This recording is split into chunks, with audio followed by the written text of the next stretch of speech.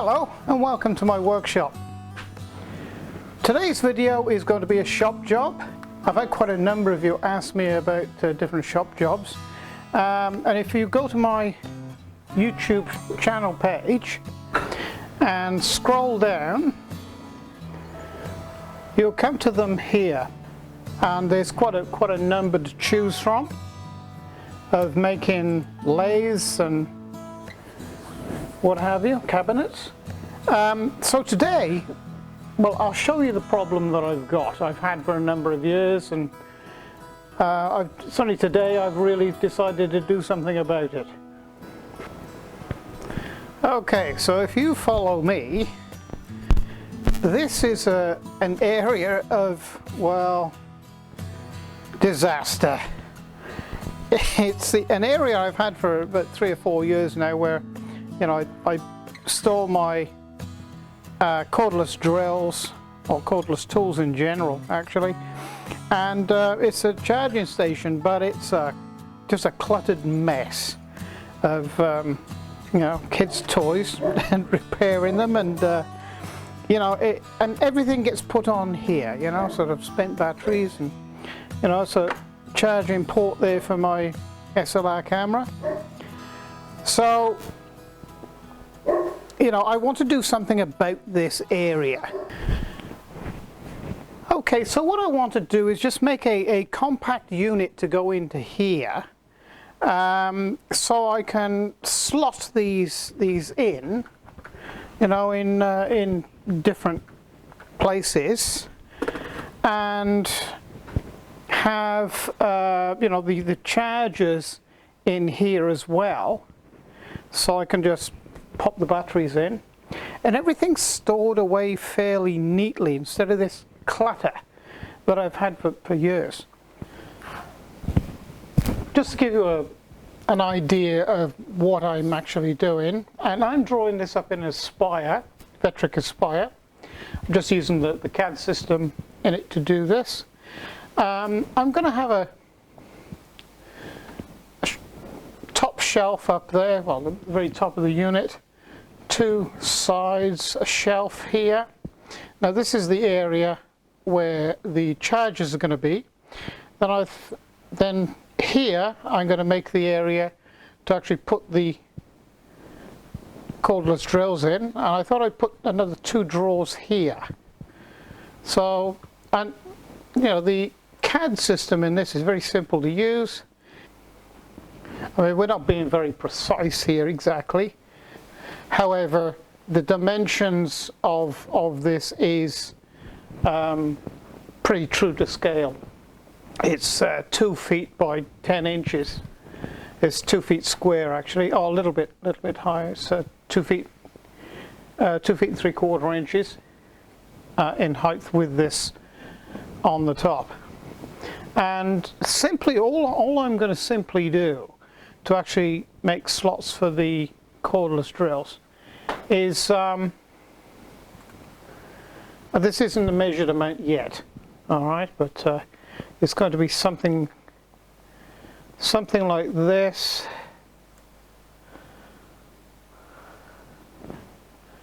Apply. Something like that, and then all I'm going to do to slot the cordless drills in, I'll zoom you in a bit so you can see a bit better. Okay, I'm just going to put a small strip in there, apply,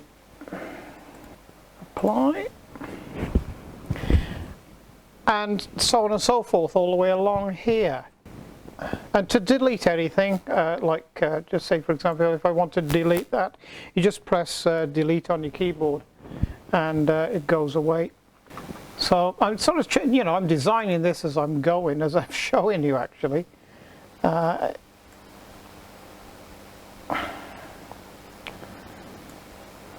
Something like that. Apply. So then the you know, the cordless drill then can sort of come in here and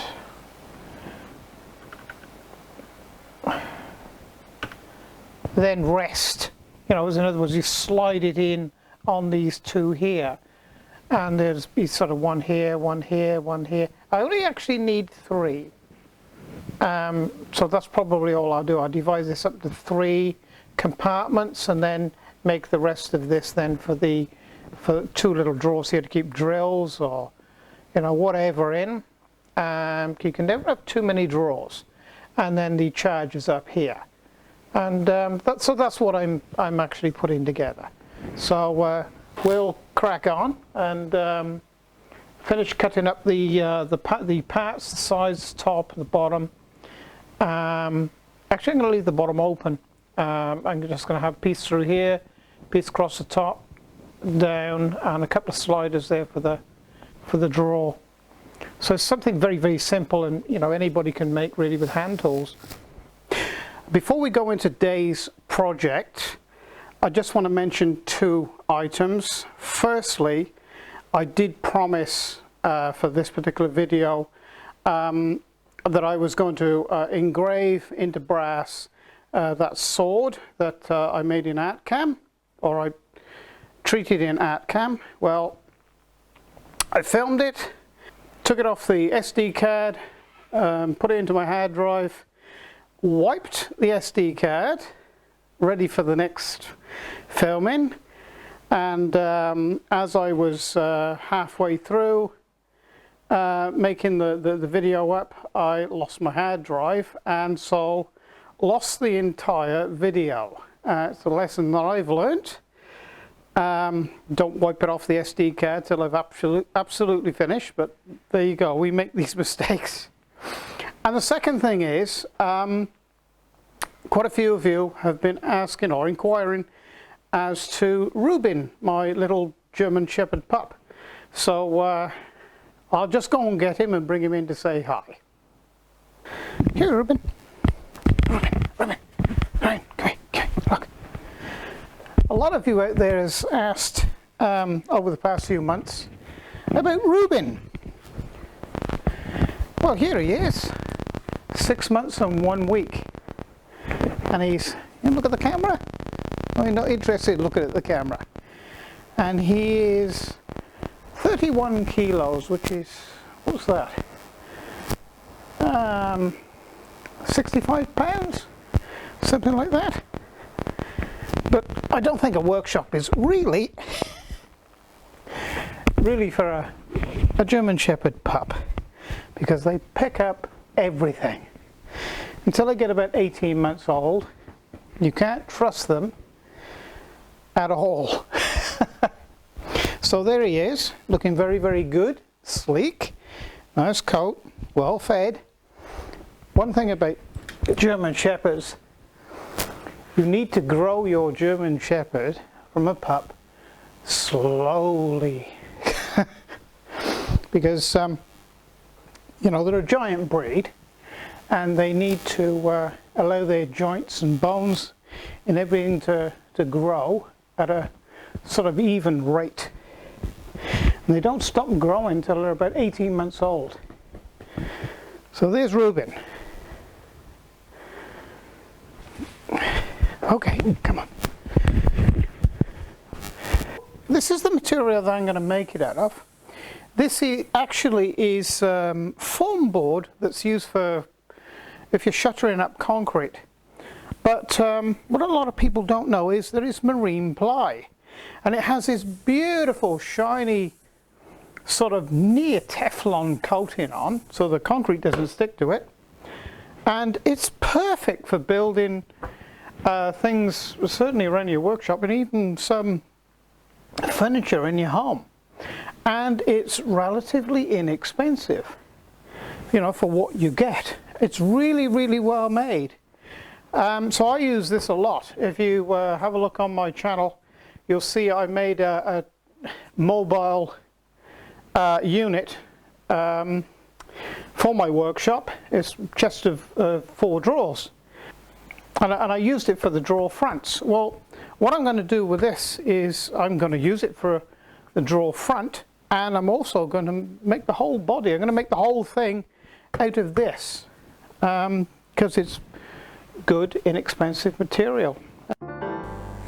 Okay then, so it's on with the build, and the first job is to, you know, measure up the sheet and find out, you know, what material I've got to work with, and then I suppose everything then comes from that measurement. So, you know, I know how many parts I require, so then it's just a matter of cutting the sheet up into manageable lengths, you know, the size in which we need to make this build. Incidentally, if you hear any snoring in the background, it's 10 o'clock at night here, and I'm sat in the office putting this together, and I've got Ruben on the carpet behind me fast asleep, so you'll know what that is. So here I am. I'm actually cutting off now all these small sections that are going to be needed to make the down pieces for the cordless tools to slot into, and I'm making my first fixing here. This is one of the side panels to the central shelf, as it were, and sort of I pin everything together with a brad nailer. I find it the easiest process to do when you're working on your own, and of course I'm going to screw it all together, but I pin it with 40 millimeter brads, and you know, it works very well. Once you pin them with this, they don't move.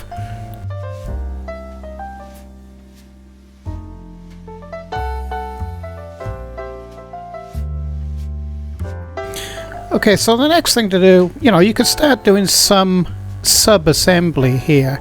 And I'm just fitting in one of the largest cordless drill that I've got, actually, to you know, get the right sort of happy medium, so it fits in there just nice and snug, but it's not tight at all. It's an easy fit in there. And again, just a couple of brads to hold it in place, and I carry on this process for all 3 units.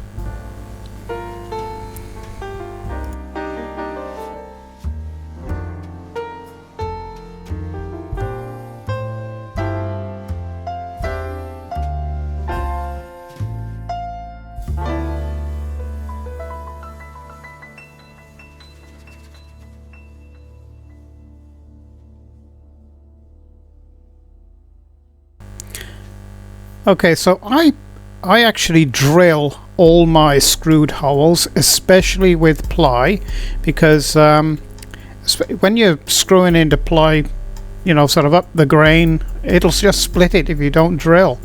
So I drill all my holes.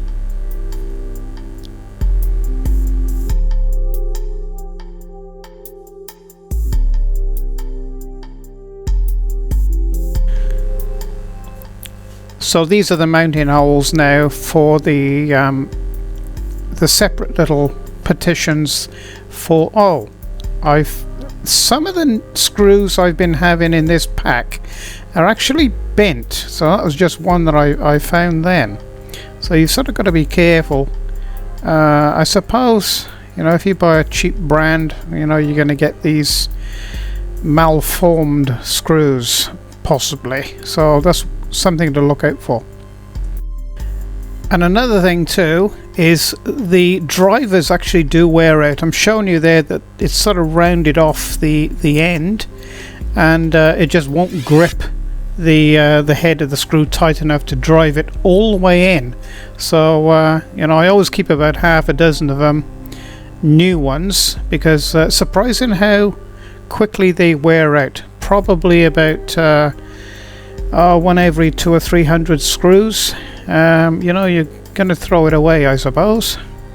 So here we are, just test fitting them in to make sure they all fit in okay. And I do round off the edge there, you know, so it doesn't mark the tools themselves. So now I'm pre-drilling the top shelf to put it on.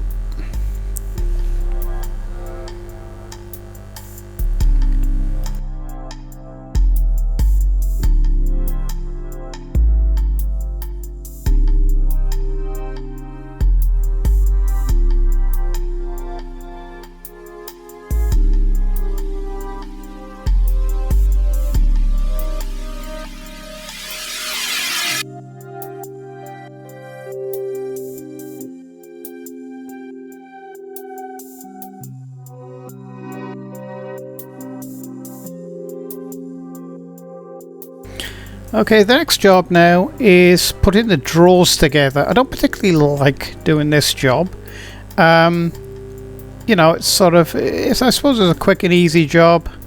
I mean, I don't use proper joints, as it were, especially for something like this it's going to be used in the workshop. I just pin it with a brad, you know, cut all the material to the right size and just pin it. And well, like I'm showing you here, you know, you need to get them square, obviously, but you know, you don't need to be sort of too particular with it. It's not a, you know, it's not going to be a dresser for your living room or anything like that, or you know, your bedroom. And I find that, you know, if you have fairly good material for the base, the bottom, like I'm marking out now, and pin that on, it holds everything firm for 20 or 30 years. You're not going to have any problem with it in the workshop. So you know, I suppose I could go with the whole hog and, you know, do dovetail joints or box joints, but you know, I just wanted something something quick and something that you can use to do the job, and that's all it requires.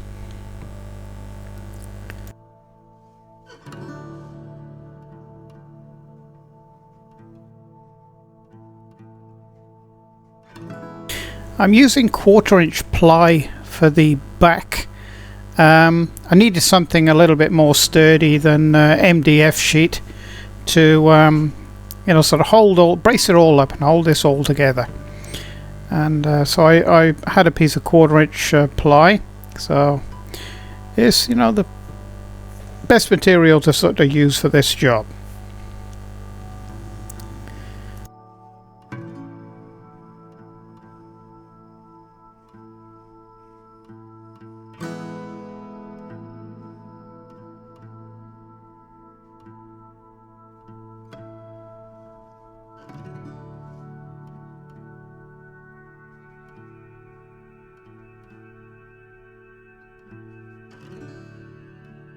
So what I'm doing now is I'm using some material to pack the drawer out, just proud of the face of the unit, so I can line up the drawer front, and I put a couple of brads in the middle of it out of sight, and then screw it.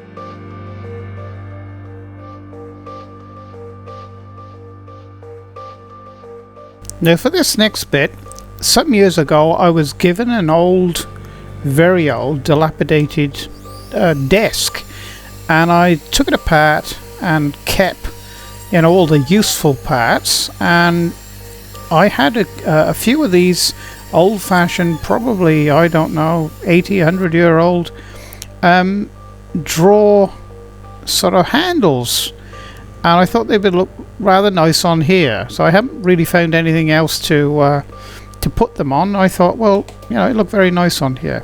So now what I'm doing is I'm sort of marking out or eyeing it up where I'm going to put a hole through to put the plug through, so to give me power up into the area where I'm going to have the chargers. So what you see me do here, I'll go through about 85% of the way, then I'll go around the other side and go and carry on through the other way like that. That way you don't have any filing and there's no real sharp edges.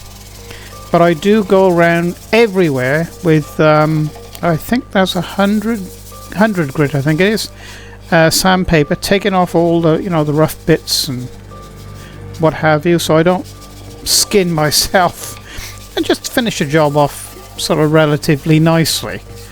And yeah, it turned out pretty good actually. So now I'm putting it into in situ and finding the sort of best location for it, and moving me wires out of the way for my speakers. Yeah, I wanted it as far over as I could go, but I didn't want to sort of foul that little flywheel there, that yellow flywheel. That's a very interesting pillar drill, that is. That's an Australian made. He's over 100 years old, and it's a manual crank, but it's got a power feed on it. I think one of my earlier videos I do explain and show about that, but very interesting little drill assembly, that is. If anybody's really interested, I'll do a bit more of a video on it. So anyway, mounting it up to the wall solidly and fitting everything in, and it's turned out really nice actually. It looks like a really nice unit, and you know, it does everything I want it to do. Stores everything away, and it cleans that area right up, and I'm very pleased with it actually. And it was a relatively quick job.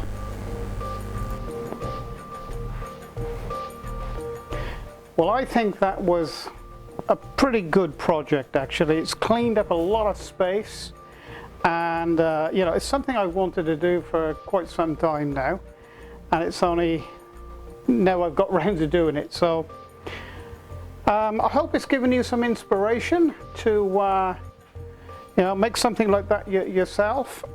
It really doesn't require drawings or measurements. You know, it's really made out of a piece of scrap sheet really. I mean, you can make it out of anything. I've chose to make it out of well, it's marine ply or foam board, which is very reasonably priced. But you know, you can use anything you want really, you know, chipboard or, you know, MDF, anything at all. But I think it looks nice made out of this type of foam board, as indeed I made the chest of drawers, or the frontage, out of the foam board. And anyway, thank you for watching or taking the time and watching the video today. If you've liked what you've seen, please press like, subscribe to my channel. That's a really good idea. And if you come into my channel, well, I haven't got it up there now, but there's over 300 videos. I have 2 channels actually. You can get to the second channel from the banner at the top. So thank you for watching, and it's bye for now.